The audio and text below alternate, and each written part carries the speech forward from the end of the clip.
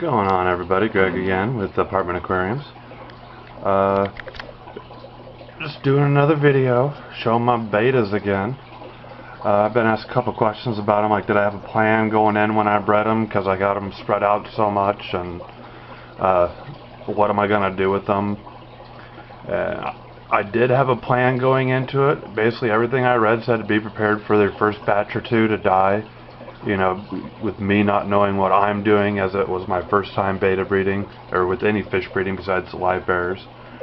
And so I had 2 males and 2 females both ready. I prepped them and spent a month to a month and a half about getting them into shape, ready to be to breed, because they're going to go 3 days without eating, and you want to make sure they're in good, healthy condition. But for as of getting rid of them, I've got an agreement with the pet store in the area that I can bring them in and get some store credit. But we also have this Facebook thing for my area called Sonoraville, which is basically it's like a garage sale on Facebook. You post stuff up and what price you want, and people buy it from you a lot of time.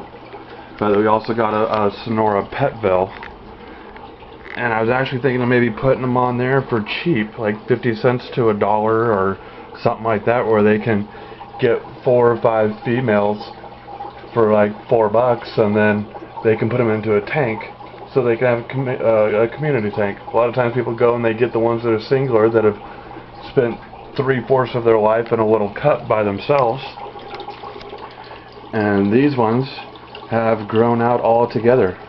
Some of these are full out adults, some of them aren't. Nice little shot glass. That's how I feed when they're smaller. Pour the food into the shot glass. Use the old ice cream scoop as a mortar pestle type thing, and crush it up, and then I have little nuggets to feed them. That's how I switched mine over from brine shrimp to dry food. Another thing you'll hear about betta breeding is to always have multiple types of food ready for them. Mine had live brine shrimp from the day they were born until I put them onto dry food, and I didn't have any swim bladder issue or anything like that. Check out this tank my parents got me. Found it at a garage sale for $2. It's like 3 gallons tall. I'm gonna put dirt in that, and I'm gonna I think get some plants going in it. And then when I get when these guppies are just about ready to give birth, I'm gonna try to get the fry, and I'm gonna put the fry in there. Hopefully I've got some little pod shrimp and stuff like that going in there, the little infusoria stuff. But that's what I plan to do with my fish. Either take them to the store, or I'm going to sell them real cheap locally. I never really show which ones I've actually bred. This is my half moon that I bred. This is one of the offspring that I've recently pulled out and let grow out. This is my one that got into the shrimp tank by itself. This is my crown tail that was too old. Well, not too old, but he was a lot bigger than the female, so I didn't want to breed him. And then I've got my short fin dragon scale male, and he's cool. I like him. His fins are a little messed up. I think when he was young, someone netted him a little too young, and fins got messed up, and one of his back fin got folded over, and he's still a cool looking fish, though. I like him. But that's what I plan to do with mine. And I haven't decided yet if I'm going to breed them again, or if I'm going to move on to another species of fish.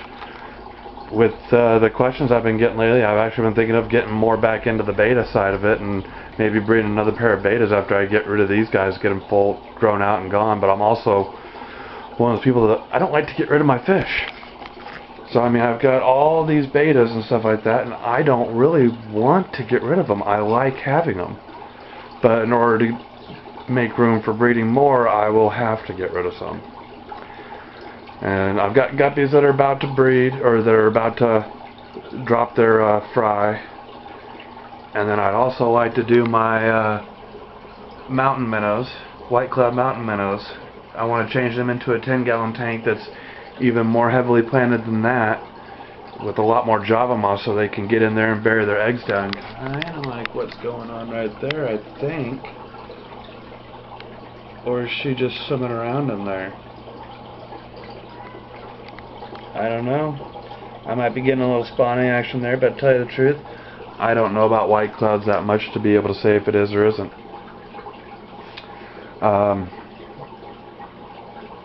That's about all I can think of right now. Oh, with the sexting thing that I got asked about with young ones, it's hard to tell unless you have the long fins. If you have like a big half moon male, big fins, everything like that, the male's fins are going to start to get longer. It won't necessarily look like much in the beginning, like how that's a female, I believe, and I think, well, let me see if I can find a male in here. I don't see a male right off the top of my... Oh, here, I think this is a male just for his aggression and the length of his fins. So it's hard to tell when you're going for sexting with fish that small. Only thing I can really suggest is do what I did. I spent probably 5 months looking stuff up before I actually tried to breed. Probably longer than that. But this is my video for today. Long one. Gonna take a long time to upload. I'll talk to you guys later.